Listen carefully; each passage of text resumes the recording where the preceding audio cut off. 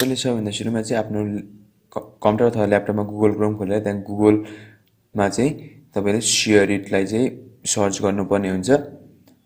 यहाँ टाइप गरेर सेयरइट latest version भनेर चाहिँ त्यहाँनिर टाइप गरेर सर्च गर्नुपर्ने हुन्छ।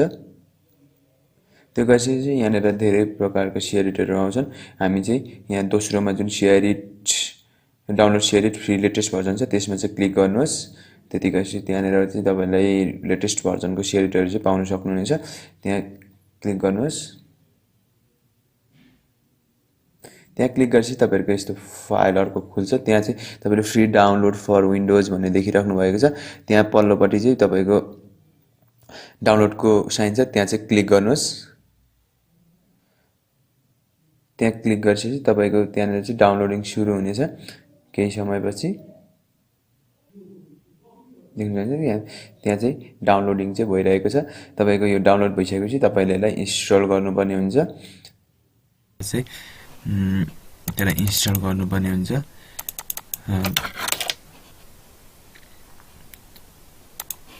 डाउनलोडमा चाहिँ सेयरइट यो आएर बसेको छ मेरो। त्यसलाई चाहिँ तपाईले इन्स्टल गर्नुपर्ने हुन्छ।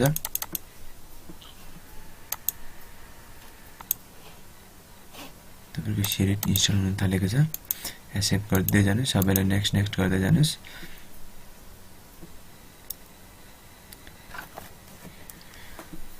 केही समय लाग्नेछ तपाईको सेयरइट खुलिसक्न चाहिँ र तपाईको सेयरइट चाहिँ इन्स्टल भइसकेको छ। यहाँ देख्न सक्नुहुन्छ सेयरइटको आइकन पनि आइसकेको छ।